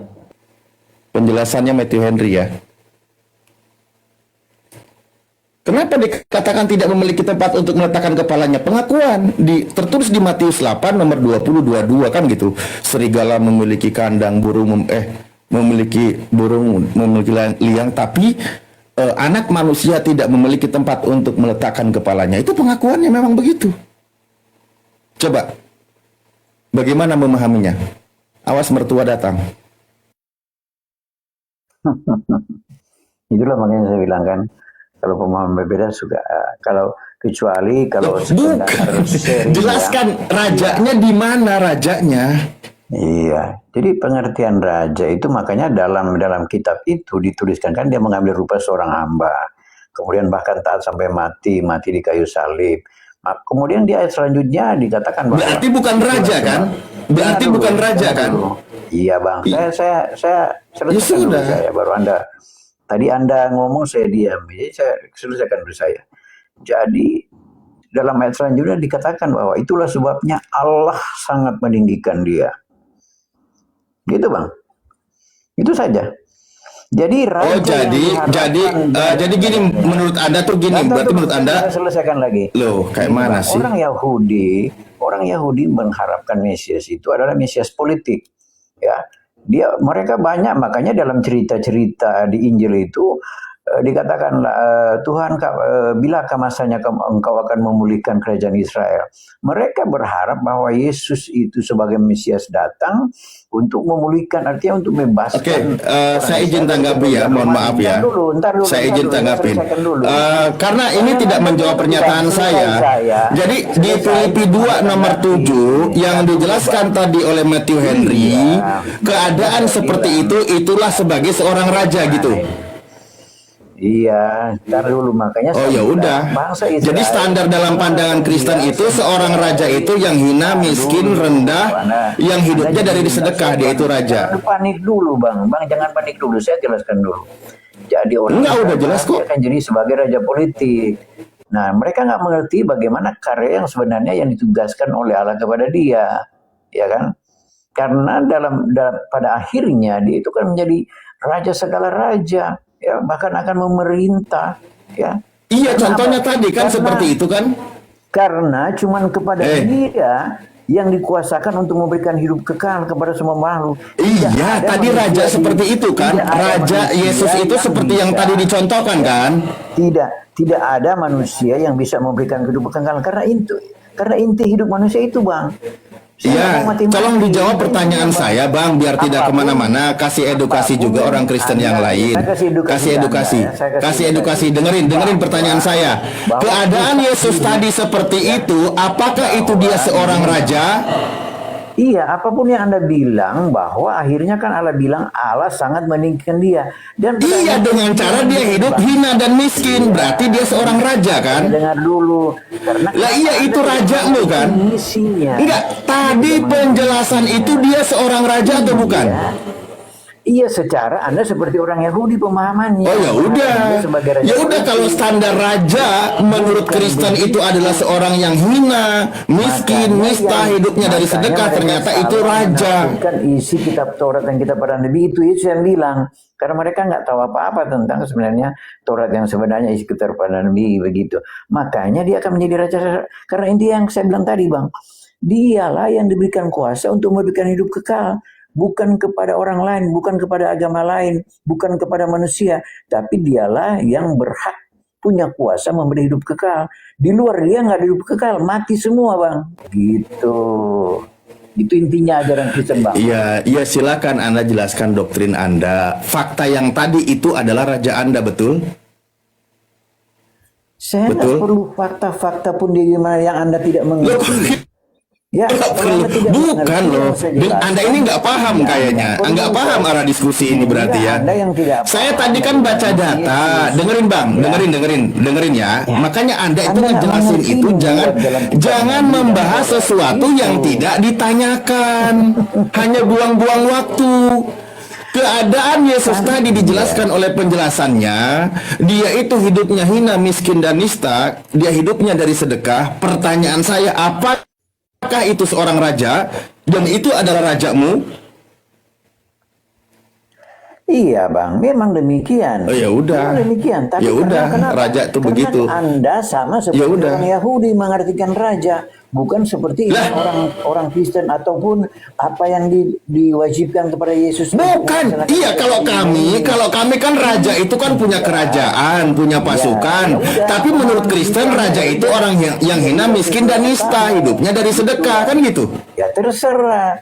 Silakan karena makanya Loh, saya kok bilang, terserah? oh, Iya kan yang kami pahami kalau Yahudi itu kan contoh akan mengembalikan kejayaan kerajaan Daud, kerajaan Salomo kan gitu. Ada tahtanya kan gitu. Itulah raja. Tapi menurut Anda raja itu hidupnya hina, miskin dan mereka nista. belajar dari kitab Daniel ya dari nubuatan itu mereka nggak belajar dari kitab Yesaya. Sama seperti Anda yang tidak mengerti dipaksakan juga nggak mengerti. Enggak, saya udah ngerti bang. Saya udah ngerti sekarang. Saya udah ngerti. Udah cukup. Udah ngerti. Saya udah ngerti. Jadi gini kan, kerajaan di mata Yahudi. Udah, saya bilang saya udah ngerti. Kenapa jadi malah Anda nggak terima? Kan saya udah ngerti. Berbeda pandangan antara Yahudi dengan Kristen, dengan Muslim dengan Kristen. Oke, berbeda. Karena yang namanya raja. Yang namanya raja, contoh di tengah bangsa Yahudi itu kan ada Raja David kan gitu, atau Raja Salomo kan gitu. Yang lain aja bang. Iya udah dengerin dulu bang. Kenapa nggak boleh saya ngomong?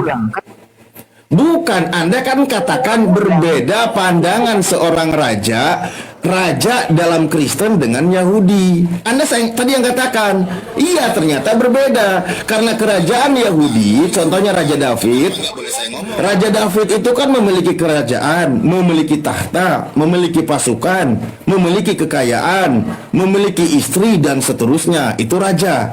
Ternyata berbeda dalam perspektif Kristen. Sebagaimana tadi di Filipi 2 nomor 7, orang yang hina, miskin dan nista hidupnya dari sedekah ternyata itu raja. Ya, itu bedanya. Kami udah paham sekarang.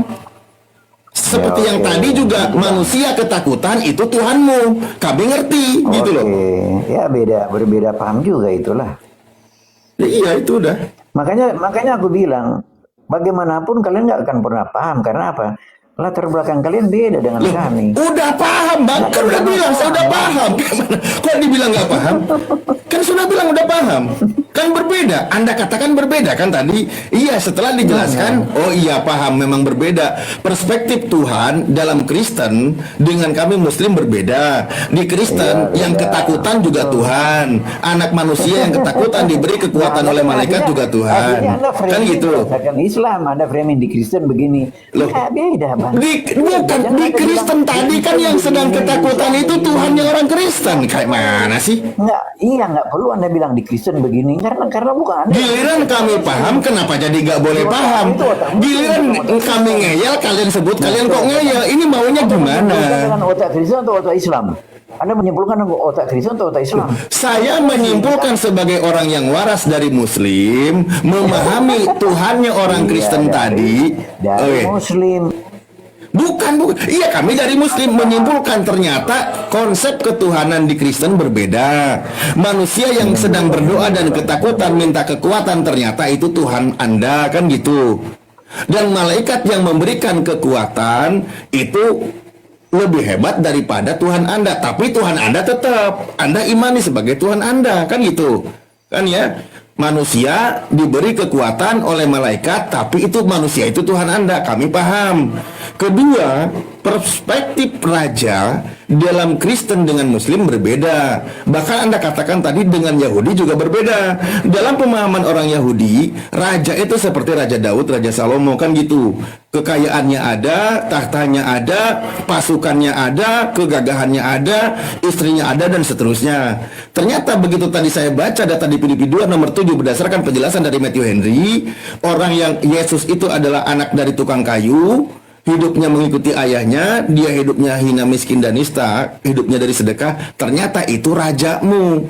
Berbeda memang dengan perspektif Yahudi, dan kami sekarang sudah paham. Oke? Ya, oke. Jangan bilang lagi kami nggak paham. Ya udah, yang lain lagi Bang, udah. Yang lain lagi. Ya sudah, sabar dulu Bang Christian. Sudah dapat poinnya. Poinnya pokoknya memang berbeda konsep raja dan konsep Tuhan di dalam Islam, Yahudi ataupun Kristen itu berbeda, sangat berbeda. Tadi juga penjelasannya udah panjang lebar. Ya, oke. Sekarang Pak Iya. Silakan Pak Iya. Iya, oke. Maksud Alfit ini berarti Yesus ini bukan raja gitu maksudnya ya? Bukan, Iya kan? bukan itu. Kita nggak ada yang bilang kita ini. Bukan gitu. Nggak ada yang bilang bukan raja, nggak ada yang bilang bukan raja. Tapi raja menurut Kristen itu ternyata orang yang hina, orang yang miskin, yang hidup dari sedekah, itulah raja dari perspektif Kristen. Gitu loh. Bukan kita kita menolak bahwa Yesus raja, bukan. Silahkan lanjut, Ustadz Talib. Iya, tapi jadi justru dia itu mengambil kedudukan sebagai raja dan mengambil juga sebagai keadaan seorang yang hina, supaya namanya dia itu Allah penguasa langit dan bumi, supaya dia merendahkan dirinya bagi segala manusia. Begini ya, biar saya baca. Bang Christian udah kan Anda sudah finish tadi diskusi Anda kan sudah finish. Iya, Diam dulu lah. Biar saya baca. Iya. Biar saya baca ya. Matius 28 ayat 18 berkata, Yesus, kepadaku telah diberikan segala kuasa di surga dan di bumi. Dan Yohanes 18:36-37, Yesus menyatakan, kerajaanku tidak ada di dunia ini, aku adalah raja. Untuk itulah aku lahir dan untuk itulah aku datang ke dalam dunia. Yohanes 1 ayat 59 ya, mengakui Yesus sebagai raja orang Israel. Jadi semua yang kalian sampaikan di sini itu adalah Yesus adalah segala-galanya, baik di atas bumi maupun di atas langit, bahwa Yesus itu loh. Ya silahkan, jangan salah silahkan. paham.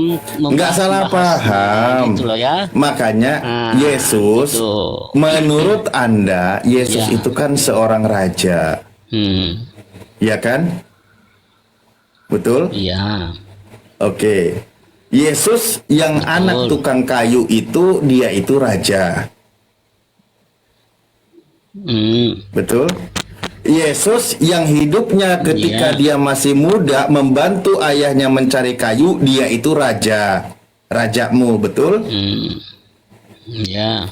Yesus yang tadi dikatakan hidupnya tidak memiliki tempat tinggal, tidak memiliki tempat untuk meletakkan kepalanya, juga itu raja. Yesus yang dikatakan menurut Matthew Henry yang hidupnya dari sedekah, itu raja.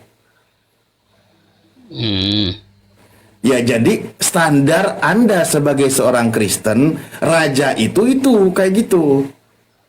Ketika hidup dia membantu ayahnya jadi tukang kayu, hidupnya tidak memiliki tempat, bantal aja nggak punya, hidupnya dari sedekah, tapi itu adalah rajanya orang Kristen. Ya silakan.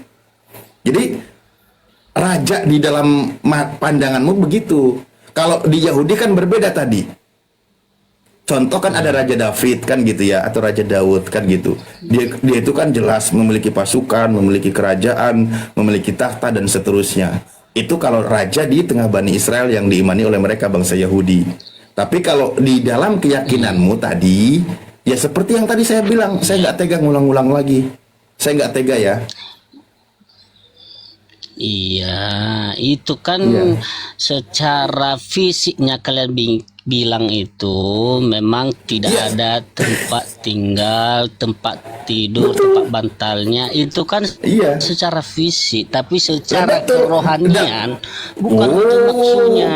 Lah, kalah berarti sama jadi Raja dia David. Raja merendah- David secara fisik juga punya me- tahta, mer- Bang. merendahkan dirinya untuk menyapa semua manusia yang paling terhina. Itu yang maksudnya di situ, secara kerohanian, bukan secara fisik gitunya yang kalian maksud. Itu dia bahwa itu segala kerendahan hati, dia pun yang raja, tapi dia merendahkan dirinya demi menyapa orang-orang yang terhina supaya sama dengan manusia itu. Gitu yang tujuannya. Ini kayak Kalau dia Dracin, membedakan Ustaz Alif. dirimu Dracin. dengan orang tinggi dengan orang rendah, itu tinggi hati. Itu makanya dia rela merendahkan dirinya. Begitu. Ya, ini kayak Dracin, ya CEO Nyamar Itu loh. ini Ustaz Alif, CEO Nyamar ini kayak Dracin. Ini dari keluarga Wiguna ini.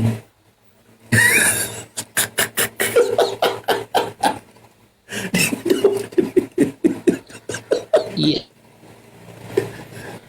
Pewaris tahta. Itulah ya makanya yang saya katakan itu Pewaris tahta Daud ini lagi nyamar kasih jadi Allah itu, gembel. Tuhan Yesus itu adalah sangat baik, sangat merendahkan dirinya. Gitu, bukan seperti orang kebanggaan diri sendiri, bukan gitu loh. Lah iya kan, dia itu kan dia ngaku kan, memang dia bantal aja nggak punya kan, tempat untuk meletakkan kepalanya nggak punya, malah dia bandingkan dengan serigala dan dengan burung masih punyaan serigala, kan gitu. Itu pengakuannya loh ya, pengakuannya bukan klaimku atau bukan asumsiku. Karena Yesus sendiri yang berkata, serigala mempunyai liang dan burung mempunyai sarang, tetapi anak manusia tidak mempunyai tempat untuk meletakkan kepalanya. Nah, ini rajamu ini, rajamu, CEO yang lagi nyamar. Tapi dia lagi ngaku. Ya. Berarti masih di bumi ini masih hebatan Raja David ya. Raja Daud kan pasukannya banyak. Sinyalku merah.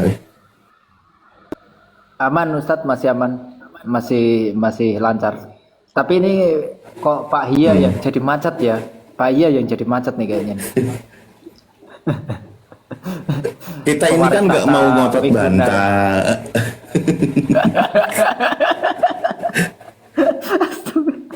Tapi memang cerita-cerita kayak gitu menguras emosi juga dan membuat kita itu tertarik untuk nonton dan menyimak sih.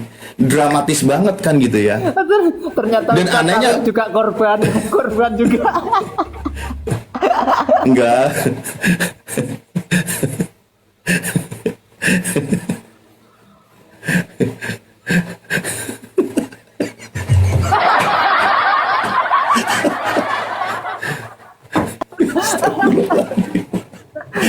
Please, yang ketawa, di mute aja, blokir, yang ketawa blokir. Kenapa dibilang saya jadi korban? Enggak, sering pada lihat komen, sering pada lihat. Kan pengakuan Ustadz. Itu jadi kita justru tertarik loh untuk menontonnya.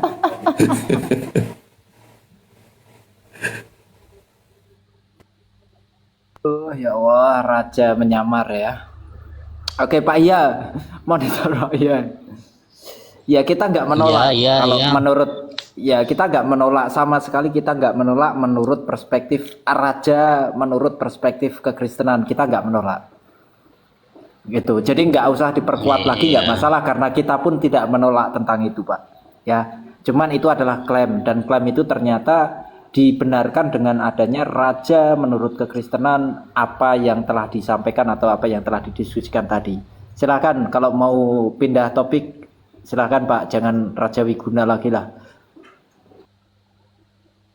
Udah silakan apa yang mau dibahas kan ini kan supaya kita dapat poinnya apa maksudnya itu kenapa ada tempat tinggal. Oh, udah dapat poinnya Bang, udah dapat poinnya. Itu maksudnya tadi. Nah, itu teruskanlah bagaimana lagi yang supaya bisa mendapatkan lagi yang lain-lain apa yang mau dibahas sampai yang ditanya gitu. Biar bisa kita bahas, berikan penjelasan gitu loh. Cuman miris aja sih sebenarnya. Tapi ya gimana?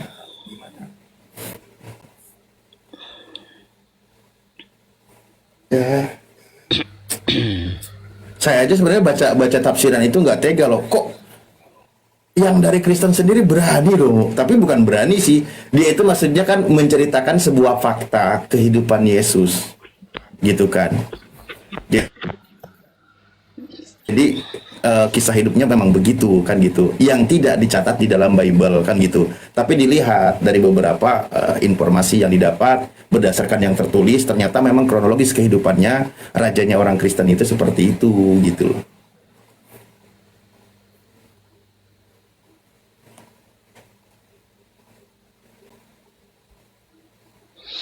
Iya, iya.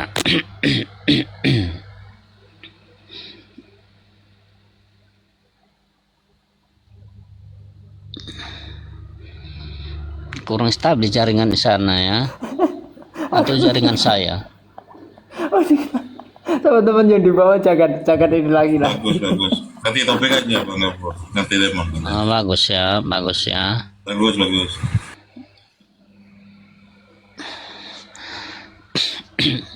Kalau kita melihat dari yang kita bahas ini ayat ini kan, Ustaz Talib sampai kepental. Talib ini ayat ini dulu. Salam untuk kata perayaan. Waalaikumsalam warahmatullahi wabarakatuh. Ustaz Talib kepental jaringannya mungkin.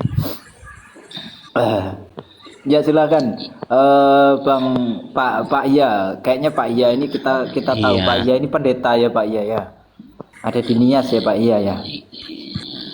Ya kalau kita ini Iya. pelayan bukan pendeta ya. Pelayan. Ini kan konteksnya ini ayat-ayat ini muncul ketika seorang ingin mengikuti Yesus tetapi melihat waktu untuk pamit terlebih dahulu. Yesus menggunakan perumpamaan ini untuk menunjukkan bahwa menjadi pengikutnya menuntut totalisasi dan kesedihan untuk meninggalkan kenyamanan di duniawi. Seperti ini halnya, ia sendiri tidak memiliki tempat tinggal tetap. Itu yang dimaksudnya di sini. Jadi kita ini ya secara fisik ya memang kalau kita perhatikan ya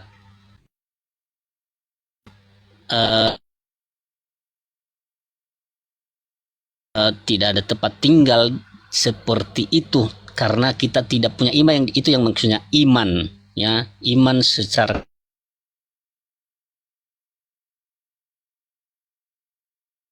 kerohanian tidak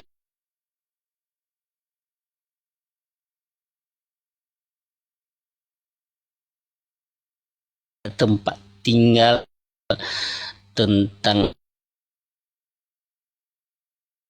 iman, makanya dikatakan seperti ini tadi ya. Ini secara kerohanian bukan secara fisik, itu yang dimaksudnya Yesus itu kepada kita. Bentar. Mungkin ada hal-hal Saya yang tadi lain yang nge-lag. Pak, paparkan. gimana maksudnya? Maksudnya di situ cek. Halo? Maksudnya di situ raja rohani, Pak. Maksudnya kekayaan rohani atau gimana?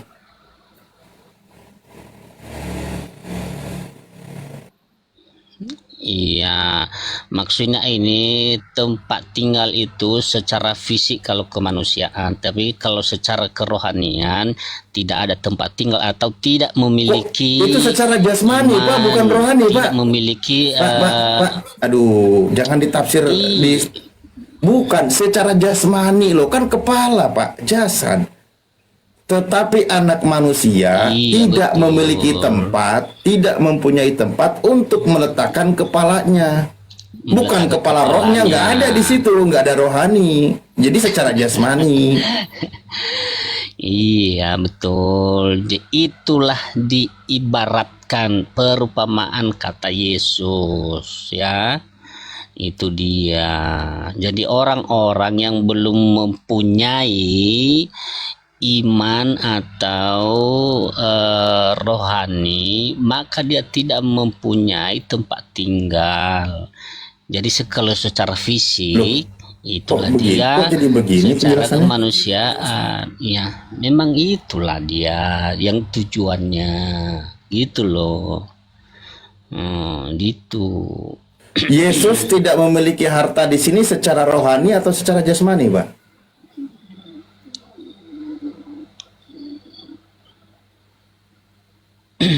Ya kan di sini dikatakan ya, biar saya perjelaskan lagi ya, biar lebih jelas apa tujuan dan apa maksudnya dari apa yang tercantum di ayat tersebut ya. Kata Yesus kepada serigala mempunyai liang dan burung mempunyai sarang, tetapi anak manusia tidak mempunyai tempat untuk meletakkan kepalanya, kan begitu kan? Ya. Iya, begitu bunyinya, Pak. Iya, itu kan secara fisik itu kan, secara manusia, bukan secara rohani. Ya, maka di sini dikatakan lagi di kita lihat dari apa ya, ntar ya. Kita lihat dari penjelasannya di sini, konteksnya ayat ini muncul ketika seorang ingin mengikuti Yesus tetapi meminta waktu untuk pamit terlebih dahulu. Yesus menggunakan perumpamaan. Bukan. Perumpamaan ini kalau kita bahas, Pak, lebih dramatis sebenarnya, Pak, kalau bahas perikop ini. Iya. Karena gini, saya paham perikop ini. Ini kan sebenarnya pembahasan dari Filipi 2 nomor 7. Kutipan Matthew Henry ke Matius 8 nomor 20, 21, 22, 23 kan gitu. Ini menarik. Jadi ceritanya di Matius 8 ini nomor 20 dari 18 kan perikop baru kan. Jadi kisahnya orang untuk menjadi pengikut Yesus terus diikutin kan gitu kan. Nah, ada seorang muda yang curhat sama Yesus. Orang tuanya baru aja meninggal. Bapaknya baru meninggal. Bilang sama Yesus, "Guru, boleh nggak saya nguburkan bapak saya dulu sebelum mengikut kamu?" Kan gitu kurang lebih ya gaya dialognya. Tapi Yesus malah ngeri di situ bilangnya. Apa dia katakan? "Ikutlah aku dan biarlah orang-orang mati menguburkan orang mati." Loh, kok malah disuruh orang mati nguburin orang mati? Ini kayak mana? Pertama, gini loh, maaf ya, Yesus kok nggak punya empati gitu kan kepada orang yang sedang berduka kan gitu? Ya sekedar untuk ya.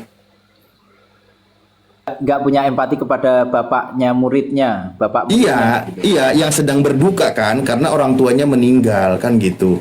Ya, paling tidak itu gini loh ya. Yesusnya itu tadi yang nggak punya tempat untuk meletakkan kepalanya tadi kan.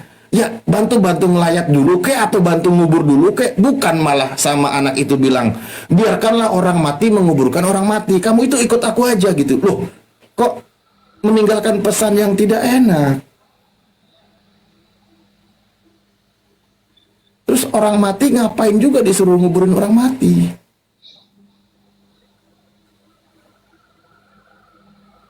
Kayak mana ya? Ini tega banget Yesus, Pak. Itu selaras Ustadz sama Lukas 14:26 itu. 26. Karena perintah membenci orang tua tuh. Iya loh, maksudnya kan Bapak tadi malah mau bahas ininya sih nggak ke Filipina, ya udah jadi lebih dalam lagi kan. Gini loh kan, Yesus tuh kan ya dia berdakwah sih bagus ya, maksudnya kan dia dakwah bagus, ngajak orang kan gitu ya. Ayo kalau di Islam mungkin kayak kita gitu ada jemaat tablik namanya kan, keliling kan gitu, nggak mikirin ini lagi kan gitu. Nah terus ada yang mau ngikut Yesus tapi dia lagi berduka. Biasanya kan kalau di kami itu kan salah satu menjadi fardu kifayah bagi umat Islam dan kewajiban kita itu kan ya paling tidak kan menyolatkan dan menguburkan, sudah menjadi tanggung jawab kita kan gitu ya. Lagi berduka dan kita itu pasti harus prihatin dong. Lah ini kok mana orang mau mengikut Yesus, bapaknya baru meninggal, mau nguburin bapaknya aja nggak dikasih nggak dikasih kesempatan gitu loh. Cari kesempitan. Iya, maksudnya nggak dikasih kesempatan, udah saya ralat, maaf, nggak dikasih kesempatan gitu, malah ya udah biarkanlah biar orang mati aja yang nguburin orang mati itu kan gitu, loh tega banget gitu loh.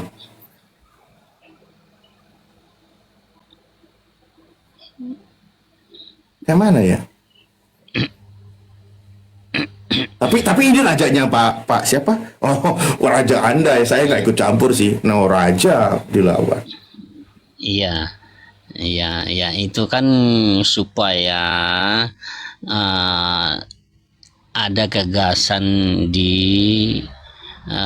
kepada kita manusia-manusia yang hidup, maka berkata sedemikian ya, supaya kita bagaimana kita merespon ketuhanannya, keyakinan kita kepadanya, agar bisa kita lebih memperhatikan kerajaannya yang disampaikan oleh Tuhan Yesus. Jangan hanya kita memikirkan dunia ini saja ya, lebih penting kita memerlukan ajaran-ajaran yang telah ditetapkan oleh Tuhan Yesus itu daripada mementingkan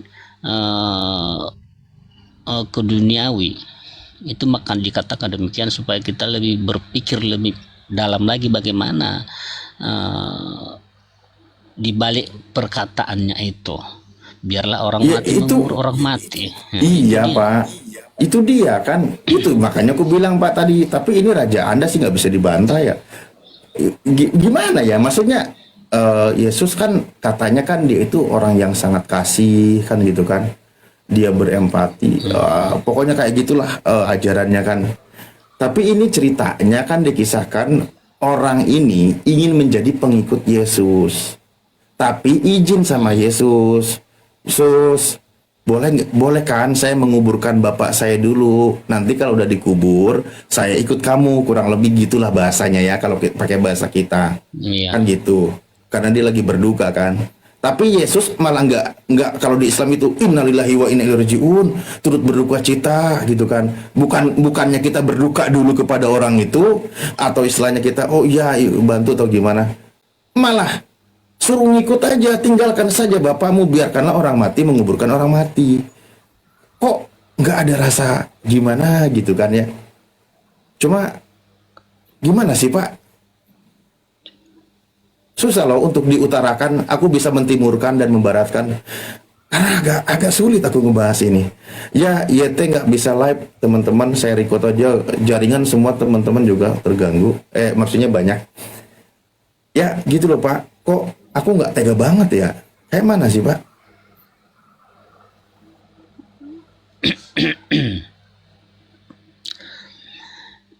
Ya, ungkapan Yesus ini adalah ya, biar saya jelaskannya.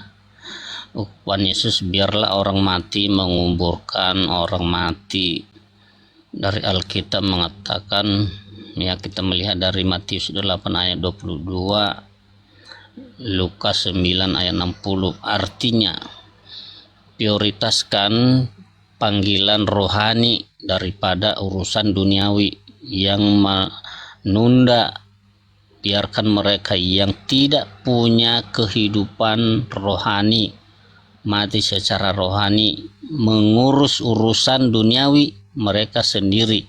Karena Ini lagi mereka yang berduka loh mengikuti Pak, Yesus. lagi berduka. Mungkin kalau ada bendera di sana tuh depan rumahnya udah dipancengin bendera warna kuning itu Pak. Lagi berduka. Masa nggak ada, termasuk kita ini berduka, berbelasungkawa, itu kan bagian dari tindakan kita mengamalkan ajaran kan. Ini malah bukannya dihibur. Kalau di Islam itu kan ada takziah gitu kan, kita menghibur keluarga yang sedang berduka kan gitu, kita berbagi dengan mereka kan gitu, terus mengucapkan turut berduka cita. Ya kalau zaman sekarang mungkin ya ngirim bunga papan lah gitu ya. Kalau kita memang nggak kebeli bunga papan atau nggak bisa ngasih apa ya, minimal kita turut berduka dulu deh gitu kan. Ya tapi ya rajanya Pak Anda sih ya, saya nggak bisa ngomong. Anda pasti nggak bisa bantah kan.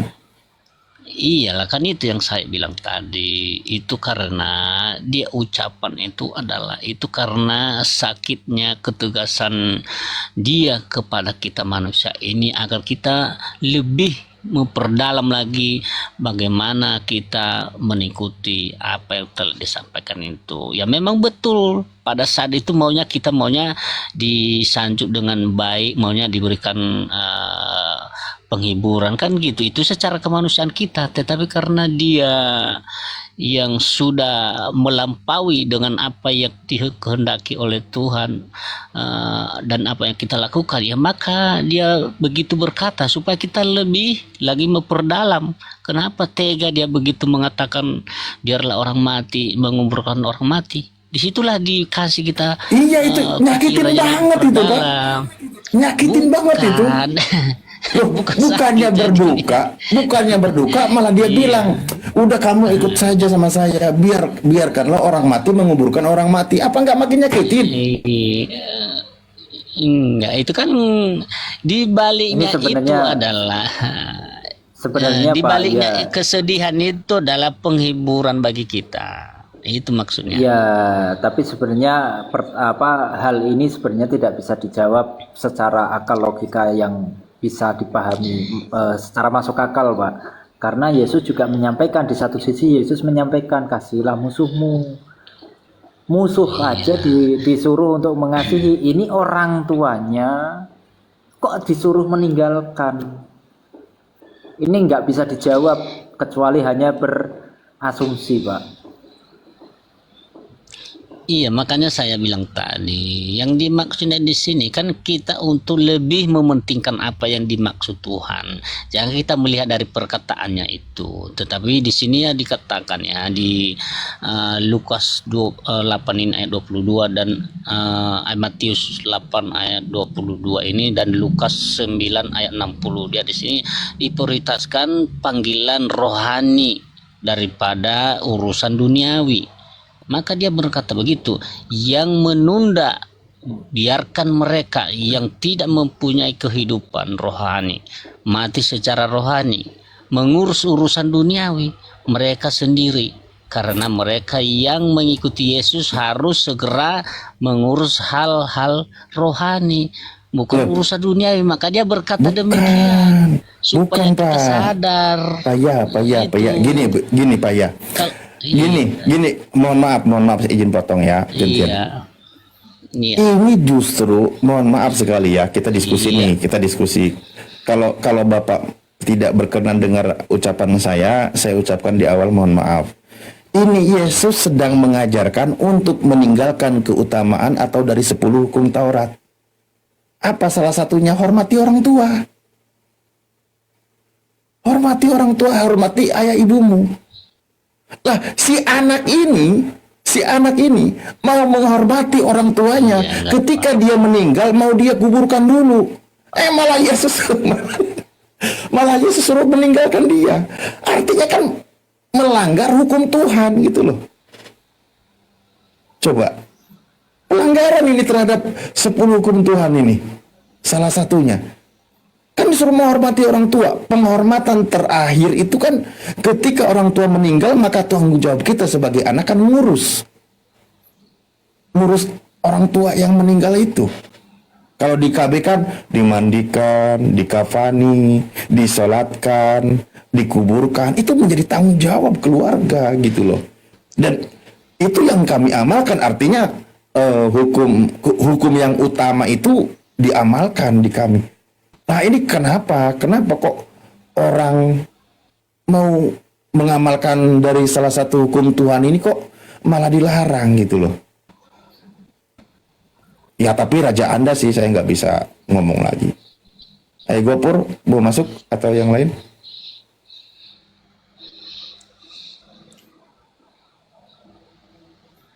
Sulit Pak, sulit. Tapi raja Anda loh.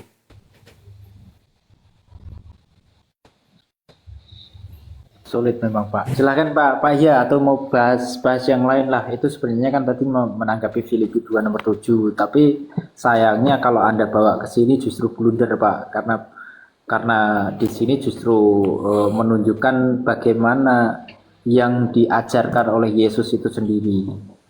Ya, karena Yesus, poinnya adalah Yesus ketika mengatakan tinggalkanlah dan biarkanlah orang mati menguburkan orang mati, artinya Yesus mengajak untuk meninggalkan keluarga sendiri, meninggalkan orang tuanya sendiri yang di situ ternyata sedang biar meninggal.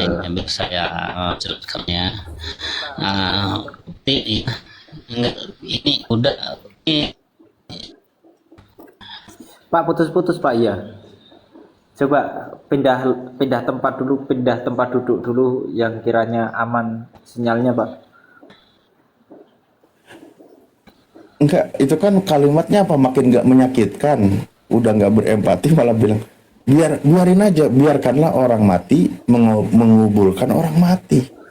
Wah, kalau aku nangis batin itu Ustaz, nangis batin itu terus nangis kecer itu.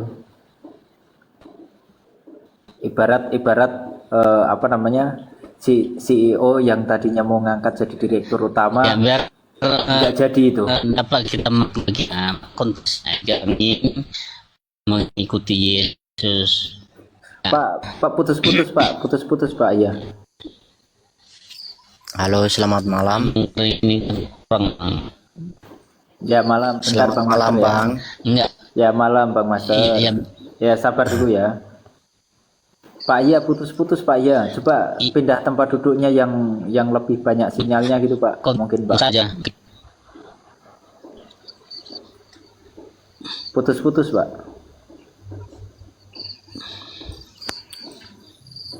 Tes Pak ya.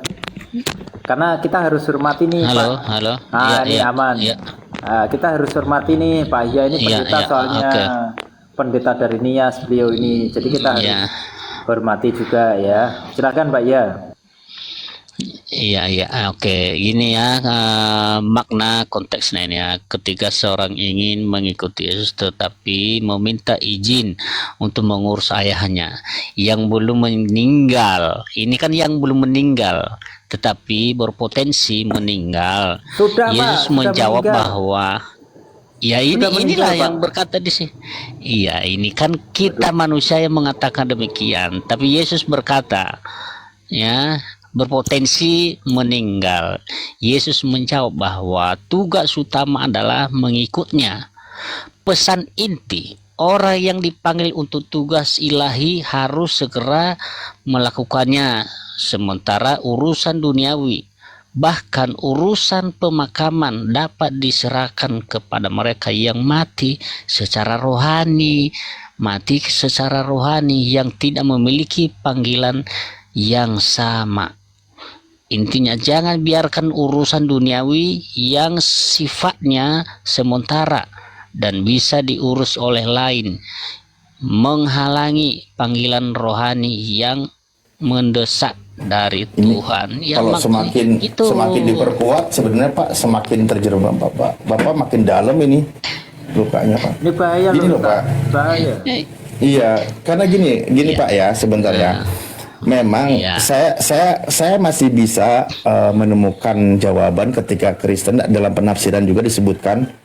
Maksudnya biarkanlah orang mati menguburkan orang mati, itu maksudnya kan yang mati nuraninya menguburkan orang yang mati jasadnya, kan gitu. Iya. Iya kan? Nah, pertanyaan saya Pak, ada orang mati, anaknya mau menguburkan ayahnya, dan Yesus mengajarkan meninggalkan ayahnya, itu nuraninya mati nggak Pak?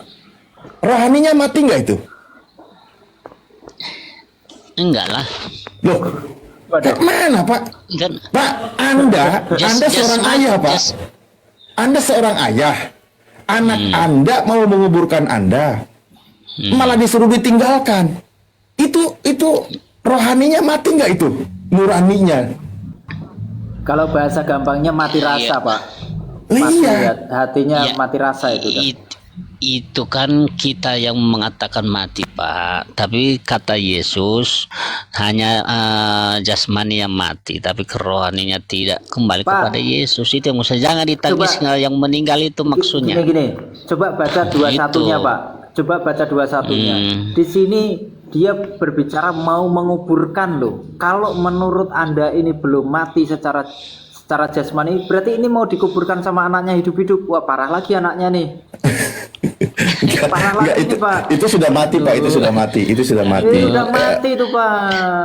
Wah, parah kalau mau menguburkan hidup-hidup tuh. Karena gini ya, sekiranya Bapak menjelaskan ada tafsirannya, ya kami nggak banyak bantah. Maksudnya itu hak Anda kan, Kristen, oke, kita dengar, kita hargai. Iya. Contoh kayak tadi dalam tafsirannya kan, biarkanlah orang mati nuraninya atau nuraninya kan, atau rohaninya menguburkan orang yang mati jasadnya kan gitu.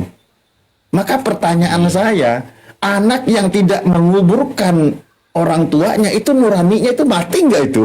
Rohaninya itu mati nggak itu?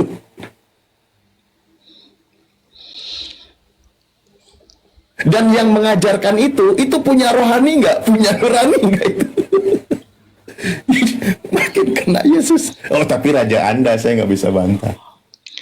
Iyalah, kan itu yang saya katakan tadi, karena ini adalah untuk bagi orang yang masih hidup. Jangan hanya kita memikirkan dunia, tetapi kita harus memikirkan bagaimana ajaran-ajaran di dalam hidup bersama Tuhan kita itu. Itu ini maksudnya. Kalau orang meninggal, biarlah orang meninggal. Makanya katakan begitu. Biarlah meninggal, diurus urusannya meninggal, gitu maksudnya. Supaya kita lebih berarti nggak bisa ditafsir kalau gitu Pak. Orang yang mati itu nguburin orang mati. Jadi yang udah pada dikubur, ada orang mati baru, mereka bikin galian baru. Itu kan salah kita menafsir seperti itu. Bukan salah menafsir. Supaya jangan beralih pikiran kita kepada yang meninggal itu, tapi mari kita beralih kepada apa yang dikatakan oleh Tuhan secara rohani. Itu yang dimaksudnya. Ya, bukan dalam arti bapaknya tidak sayang sama anaknya, itu tidak sayang sama bapaknya, sayang, tetapi jangan itu menjadi kita melupakan kerohanian kita karena bapak kita meninggal. Itu yang dimaksudnya situ. Ya justru Yesus, itu berarti di situ Yesusnya nggak punya nurani di situ. Kalau anaknya itu sayang, Pak. Anaknya itu sebenarnya sayang. Sebenarnya anaknya itu sayang karena anaknya minta izin ke Yesus untuk menguburkan dulu. Sayang anaknya, tapi dilarang sama Yesus. Tinggalkan saja. Gitu loh. Iyalah. Jadi yang nggak sayang sama manusia, sesama manusia ini ya Yesus, Pak. Gitu. Ya ngapain sayang sesama manusia, namanya udah meninggal, ya ngapain aku pikir keuntungan bagi orang yang mati, gitu loh kalau bagi kita. Berarti Anda nggak punya nurani, Pak. Ya, keuntungan itu bukan keuntungan. Orang yang mati itu tanggung jawab orang yang hidup ngurusin orang yang mati, Pak. Bukan begitu. Iya toh, Bang Hia. Bukan begitu jawaban, Bang. Coba jelaskan, kita dengarkan versi terbaru nih. Coba silakan. Oke, silakan Mas. Ya, malam. Selamat malam. Loh, baru ngomong selamat malam langsung nyelam dia, gimana ini? Aduh. Saya jadi ingat Ustaz, saya jadi ingat lagu teman-teman bisa nanti searching juga benar apa enggak apa yang saya sampaikan ya. Jadi ternyata dari kecil, mulai dari mereka TK itu sudah diajari tentang ajaran kasih itu seperti ini. Ada lagu liriknya itu gini. Tanda paku di kaki di tangan, tanda cinta. Tanda tombak di lambung, tanda cinta.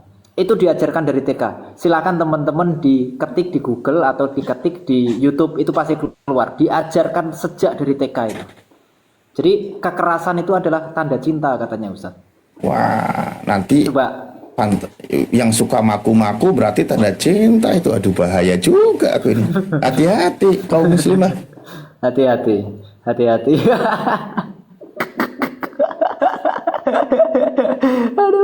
Aduh, Pak Roni udah aman, anaknya udah tidur Pak Roni. Pak Roni anaknya udah tidur nih kayaknya Ustaz.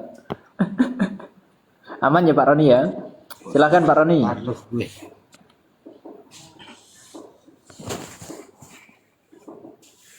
Silakan Pak Roni.